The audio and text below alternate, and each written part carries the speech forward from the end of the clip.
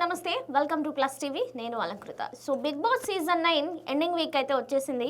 Top 5 ఎవరో కూడా మనకు ఆల్రెడీ క్లారిటీ వచ్చేసింది, అర్థమైపోయింది. So big Boss title season 9 winner ఎవరు అవుతారు ఏంటి అనేది ఇప్పుడు మనం అనాలిసిస్గా మాట్లాడుకుందాం. దాసరి విజ్ఞాన్ గారితో ఉన్నాం. Hi sir. హలో. నమస్తే. టాప్ 5లో ఉన్న కంటెస్టెంట్లు అందరూ స్టఫ్ ఉన్న వాళ్ళే అంటారా? స్టఫ్ లేని వాళ్ళు ఎవరైనా టాప్ 5కి వెళ్ళిపోయారంటారా?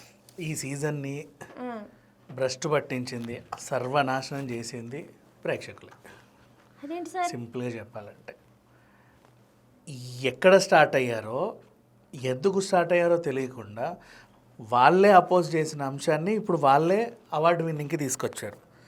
అలా ఎలా మనుషులు మారుతారా అనేది ఇప్పటికీ అర్థం కాల. I will tell you, first season start అయినప్పుడు ఎన్టీఆర్ గారిది బాగానే ఉంది. సెకండ్ సీజన్ నుంచే ఒక ఇష్యూ క్రియేట్ అయింది, గ్రూపిజం అని. ఇది మన తేజస్వి మదివాడ, భాను, తనీష్, సామ్రాట్, ఇట్లా వీళ్ళందరూ గ్రూపు అని. అప్పటి నుంచి ఇప్పటి వరకు గ్రూప్ ఆడే వాళ్ళని ఎవరు ఎంకరేజ్ చేయాలి. గ్రూప్ అంటే చాలు తరిమేసేవాళ్ళు. మిగతా ఇండివిజువల్గా ఎవరు ఆడుతున్నారో వాళ్ళని గెలిపించుకుంటూ వచ్చారు. డన్. నెక్స్ట్ ఏమైంది, కన్నడ బ్యాచ్ అనడం స్టార్ట్ చేశారు. సరే అయిపోయింది. తర్వాత స్టార్ మా బ్యాచ్ అన్నారు. కొంతమంది కన్నడ, కొంతమంది తెలుగు వాళ్ళని ఇంప్లిమెంట్ చేసిన, కానీ వీళ్ళందరూ స్టార్ మా వాళ్ళే కదా, ఎంత కాదనుకున్నా స్టార్ మా బ్యాచ్. ఈసారి కామనర్స్ వర్సెస్ సెలబ్రిటీ వచ్చినప్పుడు అగ్ని పరీక్ష నుంచి ఒక మంచి ఇంట్రెస్ట్ క్రియేట్ చేసి తీసుకొచ్చారు. స్టార్టింగ్ ఫస్ట్ వీక్లో ఈ కామనర్స్ అందరూ ఒక గ్రూప్ అయిపోయినారు. గ్రూపిజం స్టార్ట్ అయింది. సెలబ్రిటీలలో ఇంకా గ్రూప్స్ ఫామ్ అవ్వాలి, కామనర్స్ మాత్రం ఒక గ్రూప్ పెట్టుకున్నారు. అందరి గురించి డిస్కస్ చేయడం, ఎవరిని ఏం చేద్దామని ఆలోచించడం, ఒకరినొకరిని తరుముకుంటూ వచ్చారుగా, తరిమేశారు. బాగుంది అంతవరకు. తర్వాత వీళ్ళందరినీ తురిమేశారు, కామన్ మ్యాన్స్ అందరూ మొత్తం పోయారు. గ్రూపిజాన్ని తరిమేశారు, మెయిన్ అంశం అది. ఇప్పుడు ఫైనల్కి వచ్చేసరికి గ్రూప్ని ఎంకరేజ్ చేస్తున్నారు, గ్రూప్ని టాప్ 4లో పెట్టారు. ఇప్పుడు జై జవాన్ అనే అబ్బాయి వీడి జోలికి వస్తే నేను నీ జోలికి రావాల్సి ఉంటుంది అని చెప్పేసి డెమాన్ పవన్ జోలికి రాకని సంజనానికి చెప్పాడు. అంటే డెమాన్ పవన్ నేను ఒకటి. దెన్ తనూజని గెలితే వీడికి పుణకం వస్తుంది. దెన్ తనూజ గెలిపినా ఈయనకి పట్టరాని ఆనందం, ఆమెకి లేనంత. ఆమె ఓడిపోయినా వీడికి ఏడుపు వస్తుంది, ఆమెకి లేనంత. అవునా? అంటే తనూజ గ్రూపు, వీళ్ళతో పాటు ఇమాన్యుయల్ని కూడా కలుపుకున్నారు. ఎప్పటి నుంచి స్టార్ట్ అయింది? స్టార్టింగ్ మనకు తెలియదు వీళ్ళంతా ఒక గ్రూపు అని. ఇప్పుడు సుమన్ శెట్టి ఎలిమినేషన్ నుంచి వద్దామా, రోడ్ టాస్క్ నుంచి వద్దాం. రోడ్డు టాస్క్లో ఎప్పుడైతే వాడు నడుము నొప్పి అన్నాడో అయ్యో పాపం అనిపించింది. నడుము నొప్పి డ్రామా ఆడి వీడిని గెలిపించాడు అని తర్వాత తెలిసింది. అప్పటి నుంచి ఇప్పటిదాకా ఏదమ్మా నడుము నొప్పి? వీకెండ్ వస్తే తైతకలాడుతున్నావుగా, ఏది నీ నడుము నొప్పి? తర్వాత ఎన్ని టాస్క్లు వచ్చాయి? నిన్న ఎంత ఎగిరాడు? అనవసరంగా రీతు ఏడ్చిందంటారా? ఏమైంది? ఆ రీతిని వదిలేద్దాం, తర్వాత కాసేపు ఈ గ్రూప్ గురించి మాట్లాడదాం. మొత్తం గ్రూపే. ఇతను, ఆ జవాను, ఆ తనూజ, ఆ ఇమాన్యుయల్, వీళ్ళందరూ ఒక గ్రూపు. అవుట్ అండ్ అవుట్ వీళ్ళ గ్రూప్లోనే భరణి కూడా ఉన్నాడు. పాపం ఇండిపెండెంట్గా ఆడాడు సుమన్ శెట్టి, ఆయన తప్పేం లేదు. తర్వాత ఎలా తెలిసింది? నెక్స్ట్ ఇప్పుడు కూడా అందరు నలుగురు ఒకటే కదా. ఇప్పుడు నిన్న జంటల్గా విడిపోండి అమ్మా అంటే నాకు ఈడు కావాలి, నాకు ఈమె కావాలనుకున్నావు. సంజన వద్దు నీకు. మొన్న గేమ్లో నుంచి ఎవరినన్నా బయటికి పంపండి అంటే కావాలని స్ట్రాటజీకి ఇటు నుంచే స్టార్ట్ చేయించి సంజన అంటే వీళ్ళు ఎవరి పేర్లు చెప్తున్నారో ఊహించుకొని సంజన ఆడకుండా చేయడం. ఈ నలుగురు ఒక్కసారి ఇది అటు నుంచి వద్దామంటే అందరు కలిసి వెనక్కి వెళ్ళారు, మేము రాము ఇటు నుంచి అని. అక్కడ గ్రూపే, ఎటు తిరిగి గ్రూపు. బిగ్ బాస్ హిస్టరీలో ఫస్ట్ టైం ఆడియన్స్ ఇంత క్లియర్ కనబడుతుంది. జవాన్ అనే అబ్బాయి ఫుల్ డ్రామా అందరికీ తెలిసిపోతుంది.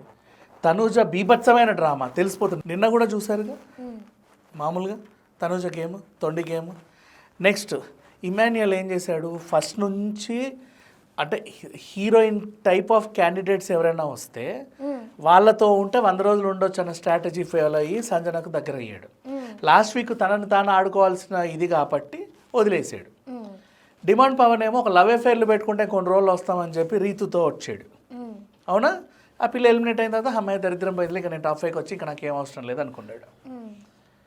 సింగిల్ గేమ్ ఆడేది సంజనేగా. అవునా? ఎమోషనల్ వైజ్గా చూసుకున్నా ఏం చేసినా. నెక్స్ట్ ఇంకొకటి, ఒరే ఈ 50 లక్షలు నీకు ఇస్తే నువ్వేం చేస్తావు అని అడిగాడు బిగ్ బాస్. నిల్చున్నారు అందరూ. First of all prize money గురించి మాట్లాడుకుంటే 50కి 50 మక్కి నీకు ఇవ్వరు. ఆ 50లో కొన్ని కత్తిరింపులు ఉంటాయి, తెలిసిందేగా. 30 చిల్లర ఎంతో కొంత వస్తాయి. ఆ 30లో కూడా మధ్యలో ఒకటి సూట్ కేసు పట్టుకొని వెళ్ళేవాడు ఉంటాడుగా, ఆడో 10 15 పట్టుకెళ్తాడు. నీ మిగిలింది ఎంత? 20 ఎంత, 15 20 మిగులుతాయి, అంతే వస్తాయి. నీ రెమ్యునరేషన్ కలుపుకుంటే అంత తక్కువ నుంచి ఇంకొంచెం. నువ్వు వారానికి 1,00,000 మాట్లాడుకుంటే ఇంకో 15 లక్షలు, 1,50,000 మాట్లాడుకుంటే ఇంకొంచెం, అంతే కదా. ఓవరాల్గా 30 అటు ఇటుగా నీకు బిగ్ బాస్ హౌస్ నుంచి రాగానే ఎంతో కొంత మూట చెప్తాను, నువ్వు 100 రోజులు మమ్మల్ని ఉద్ధరించినందుకు, అంతేనా? అవునా? ఇప్పుడు ఏమైంది, ప్రైజ్ మనీ వస్తే ఏం చేస్తా? ప్రైజ్ మనీనే, నీ రెమ్యునరేషన్ నాకు వద్దు, ప్రైజ్ మనీ గురించే చెప్పు నువ్వు. గతంలో పల్లవి ప్రశాంత్ ఏమన్నాడు, రైతులకు ఇస్తా అన్నాడు, కానీ ఇవ్వలేదన్న విమర్శలు ఉన్నాయి. అది వాడు తిన్నా, వాళ్ళ మమ్మీ డాడీకి పెట్టినా నేను హ్యాపీ. ఎందుకు చెప్పు? వాడి కష్టం కాబట్టి కాదు, వాడు రైతే కదా, ఓకే, వాళ్ళ మమ్మీ డాడీ కూడా రైతే కదా, రైతుకి ఇచ్చినట్టేగా స్ట్రాటజీగా ఆలోచిస్తే, అంతేనా కదా? సరే పోనీ, వాళ్ళ గురించి వదిలేద్దాం. ఇప్పుడు ప్రైజ్ మనీ, డెమాన్ పవన్ చిన్నప్పటి నుంచి నాకు పాకెట్ మనీకి ఏమీ లేవు, పెన్సిల్ కావాలంటే అన్నని అడిగేవాడిని, పెన్ను కావాలంటే నాన్నని అడిగేవాడిని, నాకంటూ పాకెట్ మనీ లేవు. కొంచెం ఏజ్ వచ్చిన తర్వాత అడపతడప ఏం చేయాలో అని ఆలోచిస్తూ ఉంటే అద్దంలో మొహం చూసుకొని తలదూకున్నప్పటి నుంచి ఆడిషన్స్కి వెళ్తా వచ్చా. అలా ఆ సలహా ఈ సలహాతో కుచ్చిల్లా చిత్తగా ఏవో చేసా. ఇది నాకు చాలా అద్భుతమైన ఆఫర్. దీని నుంచి నేను ఇంకా ఎదగగలనని నమ్మకం ఉంది. ఎదుగుతావు, పర్లేదు, ఏదో ఆఫర్లు అయితే వస్తాయిగా. ఈ ప్రైజ్ మనీ నాకు చాలా ఇంపార్టెంట్, నేను దీన్ని అది చేస్తా ఇది చేస్తా అని చెప్పావు. అంటే చిన్నప్పటి నుంచి అసలు నేను డబ్బు మొహమే చూడలేదు. సడన్గా ఇంత డబ్బు వస్తే దీన్ని ఏం చేయాలా, ఎట్లా ఖర్చు పెట్టాలని ఆలోచించలో కొన్ని చారిటీ చేస్తా, వాళ్ళకి ఇస్తా వీళ్ళకి ఇస్తా నేను తెలిసి ఇల్లు కూడా కడతావు, వీళ్ళ డాడీ హెల్త్ కూడా ఖర్చు పెడతావు. 30 లక్షలకే చెప్పలేము సార్. సరే కట్టేసి ఏం కడతావు అంటే 50కి 50 వస్తాయి అనుకున్నారేమో, 50 లక్షలకి 50 లక్షలు వస్తాయేమో. ఎట్లా అనుకుంటారమ్మా, ఇన్ని సీజన్లు చూసాక వచ్చావు, అలా ఎలా అనుకుంటావు? నీకు అగ్రిమెంట్ ఇచ్చినప్పుడు కూడా తెలీదా ఎంత వస్తాయి అనేది? నువ్వు రెమ్యునరేషన్ మాట్లాడేటప్పుడు తెలీదా నీకు ఎంత వస్తాయి అనేది? మరి అంత ఎడ్డిగా అయితే ఉంటారు. నవ్వు నీకు వీళ్ళందరూ ఖర్చులు కూడా చెప్తాను నీకు. తనూజ ఆమె ఎమోషనల్ స్టోరీ ఏదేదో చెప్పేసింది, అది చేస్తా ఇది చేస్తా అనుకుంటా ఆమె వచ్చింది. సోల్జర్ ముగ్గురిని దత్తత తీసుకుంటా, ఇంకేదో చేస్తా. ఇంకెవరు? ఇమాన్యుయల్. మేము కూడా అసలు మా అమ్మని చూసుకోవాలి, అలా చేయాలి ఇలా చేయాలి అది చేయాలి ఇది చేయాలి, చారిటీ గిరిటీ ఆయన తరహా ఆయన. సంజన కూడా ఒక చారిటీ చెప్పింది, ఏమైంది, మా అసోసియేషన్లో పేద కళాకారులకు ఇస్తా, నా పిల్లలకి డిపాజిట్ చేస్తా, ఫిక్స్డ్ డిపాజిట్, నాకు గుర్తుంటుంది ఎప్పటికీ. అప్పుడు ప్రైజ్ మనీ వచ్చింది కదా, 5 లక్షలు 10 లక్షలు పెట్టాను అని చెప్పేసి ఈవిడ పద్ధతిగానే చెప్పింది. ఇప్పుడు ఈ మిగతా బయట నీకు సంజన పిఆర్ క్యాంపెయినింగ్ లేదు ఎక్కడ. జస్ట్ ఆమె ప్రవర్తన గురించి మాట్లాడుకునే వాళ్ళే తప్పితే, లేకపోతే నువ్వో నేనో తప్పితే నాకు తెలిసి బయట ఎక్కడ ఆమె ప్రమోట్ చేసేవాళ్ళు లేరు, డబ్బులు పెట్టి మరి ప్రమోట్ చేసేవాళ్ళు లేరు. ఇప్పుడు బాగా బీభత్సంగా ప్రమోషన్స్ చేసేది ఎవరంటే, నేను స్వయంగా చూస్తే ఆటో వెనకాల స్టిక్కర్లు, న్యూస్ పేపర్ దులపగానే పాంప్లెట్లు. ఆటో వెనకాల స్టిక్కర్ నిన్ననే నేను డిమాండ్ పవర్ని చూసా, కొన్ని ఆటోలకి స్టిక్కర్లు వేసారు. నిన్న చూసా, నిన్న నిన్న ఎర్లీ మార్నింగ్ నేను హైదరాబాద్ నుంచి స్టార్ట్ అయ్యి ఏటో వెళ్ళి ఒక ట్రీట్మెంట్ తీసుకొని మళ్ళీ రిటర్న్ అయ్యేసరికి నేను వెళ్ళేటప్పుడు చూసా, అక్కడ కూడా చూసా. నెక్స్ట్ అదే డిమాండ్ పవర్ని కొన్ని స్టాండీస్ ఉన్నాయి, స్టాండీలు. అండ్ సోల్జర్ ఏమో ఫంక్షన్ హాల్స్ బుక్ చేసి మీటింగ్లు పెడుతున్నారు ఇలా ఫ్యాన్స్. నెక్స్ట్ ఈయనకు సంబంధించిన కటౌట్లు అవి ఇవి కూడా ప్రమోట్ చేస్తున్నారు. ఇమాన్యుయల్ ప్రమోషన్ అంతగా ఎక్కడ గట్టి కనబడలేదు, కానీ డెమాన్ ఈ సోల్జర్ ఇద్దరి అయితే నాకు బాగా కనబడ్డాయి. తనూజని ఆన్లైన్లో బాగా చెప్తున్నారు, తనూజ అని. డన్. ఇమాన్యుయల్ కూడా కొంచెం ఆన్లైన్లో బాగానే మెయింటైన్ చేస్తున్నాడు. ఇప్పుడు సోల్జర్, డిమాండ్ పవన్ వీళ్ళ దగ్గరికి వస్తే, ఒరే మీకు ఈ డబ్బులు ఇస్తే ఏం చేస్తారంటే ఇంత లిస్టు చెప్పారు, అసలు మళ్ళీ జీవితంలో మేము ఈ డబ్బు చూస్తామో లేదో అని, అందుకే నన్ను విన్నర్ని చెయ్యండి అని చెప్పారు. అవునా? ఎలక్షన్లో వాళ్ళు హామీలు ఇచ్చిన రాజకీయ నాయకుల కంటే ముదురు నీళ్ళు. నువ్వు బయట ఆటోకి స్టిక్కర్లు వేయాలి అంటే నువ్వు బల్క్లో మెయింటైన్ చేయాలి. ఒక్క హైదరాబాద్ 2 తెలుగు రాష్ట్రాల్లో మొత్తం బిగ్ బాస్ అందరూ చూస్తున్నారా? ఒక కనీసం 10,000 ఆటోలకు వేసినా వాడెందుకు వేయించుకుంటాడు వెనకాల స్టిక్కర్? ఆటో డ్రైవర్కు 500 ఇవ్వాలి, నెలంతా తిరుగు ఇది స్టిక్కర్ ఉంచుకొని అంటే మినిమం. అట్లా ఎన్ని 500 ఇచ్చావు? ఇక్కడ ఖర్చు చూడు. నెక్స్ట్ పేపర్లో పాంప్లెట్స్ అంటే ఇట్స్ నాట్ ఏ జోక్. మొత్తం రెండు తెలుగు రాష్ట్రాలు అన్ని ఊర్లలో అన్ని కాలనీలలో వేయాలి. పొద్దున పిల్లలకి ఇచ్చి ఎంతో కొంత ఇస్తే వాళ్ళు అన్ని పేపర్లో పెడతారు. ఆ అమౌంట్ ప్లస్ నీ బల్క్ 1 లక్ష, జస్ట్ 1 లక్ష కొట్టిస్తేనే నీకు ఒక 20,000 30,000 అవుతాయి మినిమం. ఇంత సైజు A4 సైజు డన్. ఆ GSM క్వాలిటీతో ఫ్రంట్ బ్యాక్ ప్రింట్, అవునా? ఎంత అవుతుంది? ఇంత అవుతాయి. అలాంటిది ఎన్ని లక్షల పాంప్లెట్లు పంచావు?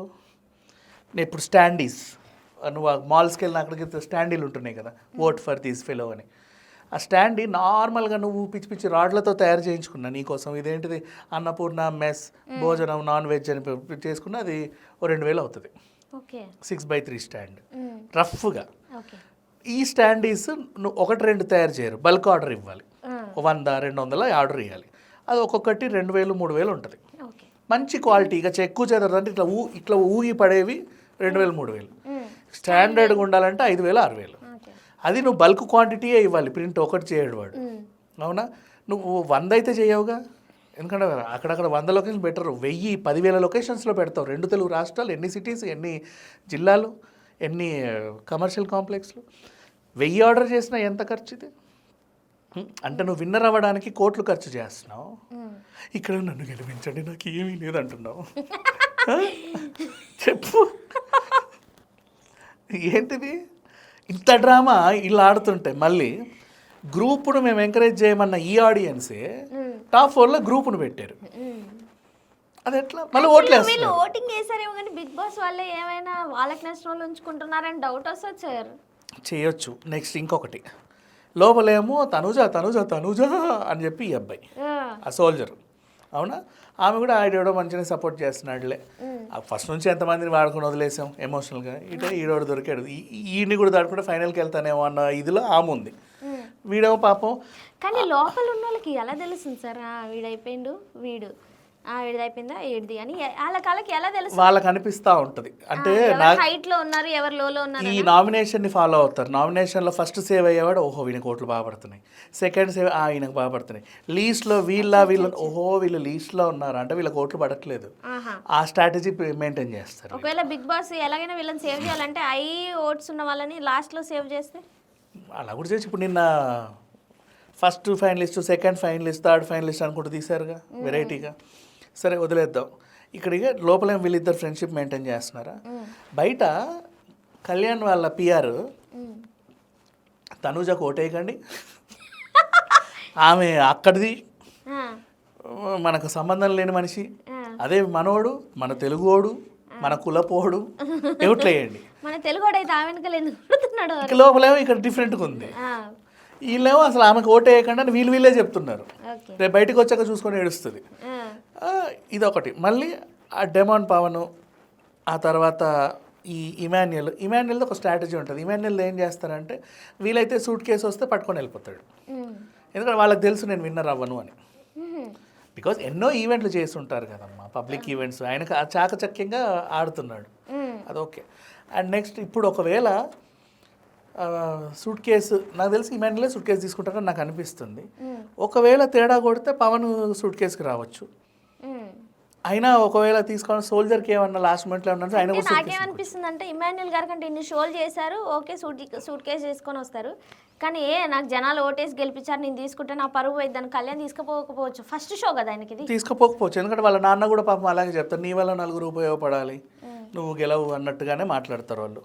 డిమాండ్ పవన్కి కొంచెం న్యూట్రల్ పడతాడు, గెలవని అని ఆ అబ్బాయికి కూడా తెలుసు, వాళ్ళకు కూడా తెలుసు అమ్మా, అర్థమైపోతుందిలే. అప్పుడు ఏం చేస్తారంటే కొంచెం సూట్ కేసు తీసుకుంటే బాగుంది, ఇదన్నా వస్తుందేమో అని ఆలోచించే వాళ్ళు కూడా ఉంటారు. వాడు తీసుకుంటే వీడికి లాసు. వీళ్ళిద్దరు ఎవరో ఒకరు తీసుకున్నా టైటిల్ విన్నర్కి అయితే నువ్వు ఇంత చెప్పావు చూడు నిన్న స్పీచ్, నేను ఈ డబ్బుతో ఊరు కొనేస్తా, ఈ డబ్బుతో వాకిలి కొనేస్తా, మొత్తం దేశం అంతా పేదోళ్ళందరికీ ఉద్ధరిస్తా, అది చేస్తా ఇది చేస్తా, ఏం అవ్వవు.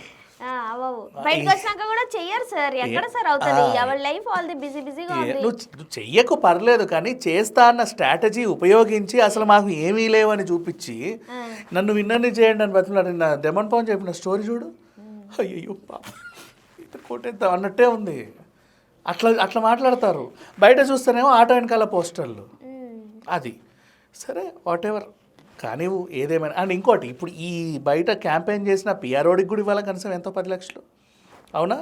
వారం వారం నీ బట్టలను కుట్టేటోళ్ళకి కూడా ఇవ్వాలా బయటకు వచ్చాక, డిజైనర్స్కి, ప్రతి ఒక్కరికి పర్సనల్ డిజైనర్ ముందే కొంచెం అడ్వాన్స్ ఇస్తారంట కదా. ముందు ఇచ్చినా ఏమి ఇచ్చినా ఇప్పుడు నీకు వచ్చే దీంతో నువ్వు మెయింటైన్ చేసేది చూడు, వాడు ఒక్కొక్క కాస్ట్యూమ్ మినిమం ఎంత ఛార్జ్ చేస్తాడు నీకు తెలుసు, అవునా? మరి ఇంతకు ఫైనల్ విన్నర్ ఎవరు అవుతారంట? ఫైనల్ విన్నర్ ఇలా ఓటింగ్ల ప్రకారంగా చూస్తే ఈ గ్రూప్లో అయితే తనుజ లేదా కళ్యాణ్ అయ్యేటట్టు ఉన్నాడు. అవుట్ అండ్ అవుట్ ఈ ఓటింగ్లు సిస్టమ్. ఇమాన్యుల్ గారు, సంజన గారు. ఇమాన్యుల్ ఎందుకు? ఇమాన్యుల్ ఎప్పుడు ఇవ్వడు, ఆ అబ్బాయికి బిగ్ బాస్ క్వాలిటీస్ లేవు, వాళ్ళు జస్ట్ అట్లా ఎంటర్టైనర్ అంతే. ఓకే, మరి సంజన గారి పరిస్థితి ఏంటి? Sanjana out and out title winner యాక్చువల్గా చెప్పాలంటే. ఈసారి నేను ఏం చెప్తున్నా అంటే, ఇప్పుడు సీజన్ 2 ఎగ్జాంపుల్ ఎందుకు చెప్పానంటే, సీజన్ 2 విన్నర్ గీతా మాధురి, కానీ ట్రోఫీ వెళ్ళింది మాత్రం కౌశల్కి. ఓకే, ఇక్కడ కూడా ట్రోఫీ ఎవరో ఒకరికి వెళ్ళొద్ది, విన్నర్ మాత్రం సంజనే, అంతే. సో ఇదంటారు. లాస్ట్ క్వశ్చన్ సార్, మీరు ఇప్పటి వరకు ఎవరికైనా ఓటు వేసారా హాట్స్టార్లో? ఏది? బిగ్ బాస్ వాళ్ళకి లేదే అసలు. ఒకరికి నా హాట్స్టార్ మొబైల్లో లేదు, నాది ప్రొజెక్టర్లో ఉంటుంది. సో నేను దాంట్లో అంత ఎత్తుక్కోలేము, మనం ఆ వీడియో ప్లే అయితే చాలు మామ అనిపించుకోవచ్చు అన్నట్టు ఉంటుంది. సో ఏలా ఓకే సార్, థ్యాంక్ యూ.